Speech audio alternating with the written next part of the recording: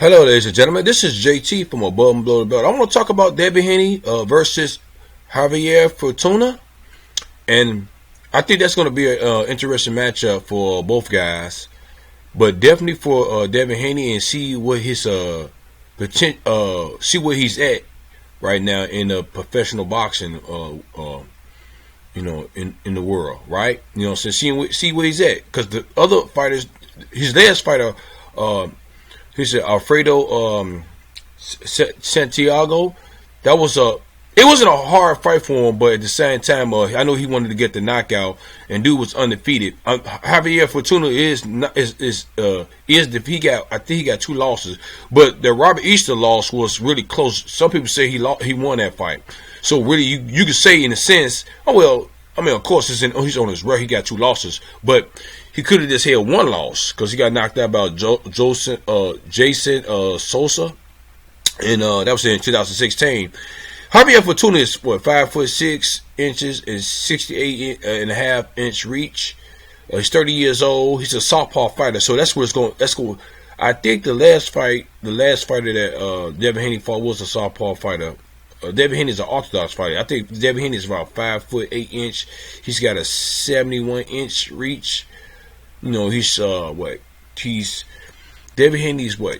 He's 20 years old. So I know everybody be saying that he's an orthodox fighter too, but everybody's saying that he's his age and stuff like that. He still got a lot to learn, which I agree with that. You know what I'm saying? I wouldn't disagree with that because he's still young. He had to. Get a little bit more good fighters or elite fighters on his belt and see what he do with them. Is Fortuna a elite fighter? I think he's a experienced fighter. He's fought Robert Easter and he's got his resume. I don't know about the fighters on his resume, but he's got 34 wins. 34 fights, but 30. He's got 40 fights, 35 wins, 25 knockouts, 2 losses, 1 draw, 2 no contests. So, like I say, it could be 1 loss, but he got 2 losses because the Robert Easter fight, which he did a good job in that fight. You know what I'm saying? But you know how politics is, right? They give people some gift decision, and sometimes sometimes you get it, sometimes you don't, right? That's just part of boxing. Maybe they looked at it a little bit different from how I looked at it, or anybody else too at the same time. You know what I'm saying? But this fight, he fought Javier Fortuna fought Adrian Granados, but it was a no contest. You know what I'm saying? I wonder what would happen. I wonder what would happen if the fight went 12 rounds, or the fight played out, but it was no contest because Fortuna he fell out the ring and hit his head. I thought that Adrian Granados did he was doing a good job. I think he was winning too at that point, if I'm not mistaken. Everybody said Adrian Granados, or some people saying that he faked his injury. I don't know. The only person knows that Javier Fortuna, right? And Robert Easter, kind of funny, Robert Easter fought him and did a good job against Adrian Granados. You know what I'm saying? But I think Robert Easter did fight. He did fight Adrian Granados. That was his last fight. Adrian Granados. Yeah, that's right. You know what I'm saying? So, but now I think this is going to be a very interesting matchup. Somewhat of unexperienced versus experienced. Is Javier a good fighter? I think he's an okay fighter. If you want to see a good fighter, I won't disagree with that. But one decision didn't go his way. I think it's 1 no contest or 2 no contests or whatever. But this is going to see where Devin Haney is at. And see Javier Fortuna is ready to get another elite fighter on his resume.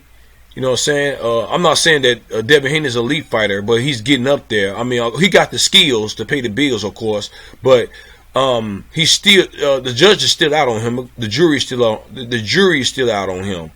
at the same time.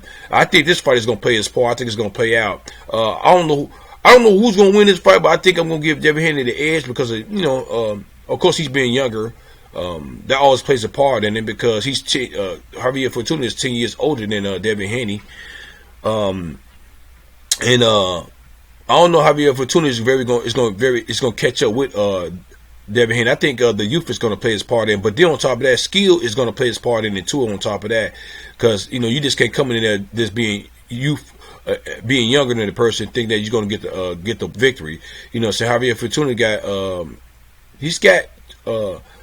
he's got people on his resume. He got a lot of fights on his resume compared to Devin Haney. I'll say that. I ain't gonna say a lot of elite fighters or Hall of Famer fighters on his resume. He doesn't. Javier Fortuna, I'm talking about. But this is definitely gonna see where, like I say again, where Devin Haney is at, and if he get, it can be a close fight, but it's gonna be an experienced fight. It's gonna be every fighter that Devin Haney is fighting is gonna be he's going to get some kind of experience, of course, and he's going to get better. That's why I said Lomachenko should definitely fight him now instead of fighting him later, or never fight him. If he never fight him, then he's going to be definitely he's going to be judged for that, and he already getting judged for accepting that franchise title and not want to fight Devin Haney, which he said he want to fight again this year, but I don't know who he's going to fight this year. And it's gonna make him look really bad because he could have got Devin Haney out the way if he just green or whatever everybody's saying, and what Bob Aaron said, he need to get more fights on his belt, right? But he's only gonna get better, So I don't know what people be thinking at the same time. Boxers, what they be thinking, because he did an okay job against Alfredo Santiago, but at the same time, that's what I thought. That's why if I was a fighter, if I was Lomachenko, I'd jump in now. If he do I want to see what he do against this Javier Fortuna. If he gets a knockout, or if he dominate the fight, because he dominated Alfredo Santiago, and I would say to Devin Haney, don't go in there looking for the knockout. Just dominate, and then the knockout come, take it. You know what I'm saying? You got the youth on your side, and you the taller fighter, and you got the longer reach too. On top of that, so.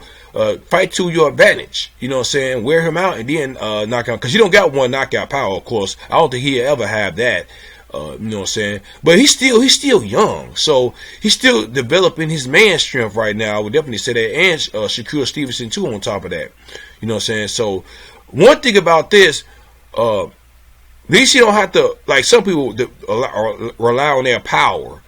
You know what I'm saying? I don't think you develop your skills first, and then your power will come. It depends on what power with that, whatever that will be. But skills gonna pay the bills. Power sometimes will pay the bills, like Deontay Wilder and Gervonta Davis, but Gervonta Davis ain't fighting nobody right now. And Deontay Wilder knocks out everybody with one knockout power. You know what I'm saying? But his skills, it kind of showed you against Tyson Fury, because I think Tyson Fury won that fight against Deontay Wilder. You see the difference is, right? Because when you rely on your power and you don't got nothing else, that's it. You know what I'm saying? But it was in that fight, it was more like he was relying on that, but he probably could have did something else, but he relied on it too much, his power in his right hand.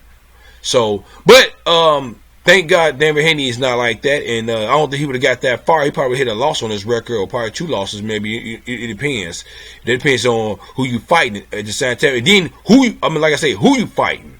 You know what I'm saying? Because if you fighting people who's got 2 or 3 losses and is a prospect or whatever, you know what I'm saying? You could probably easily get them out. But a veteran fighter, a person who got good names on their resume, that's something different. You know what I'm saying? You definitely see what you made of.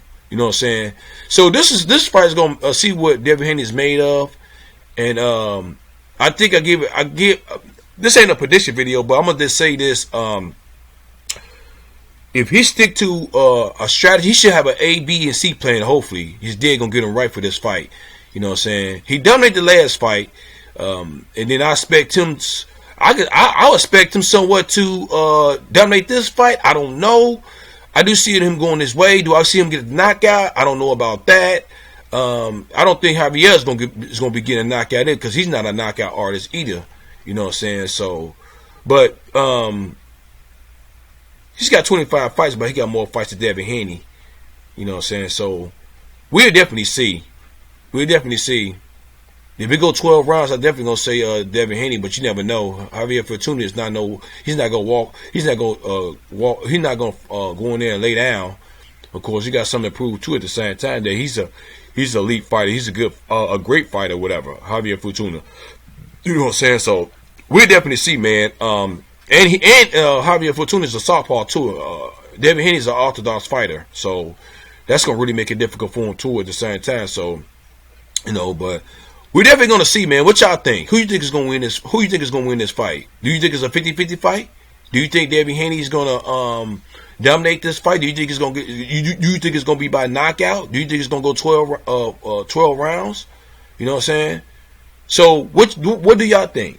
Leave a comment at the bottom of my page. Subscribe to my page. Like my page. Hit the notification bell for new videos from me. This is JT from Above and Below the Belt. All right, bye.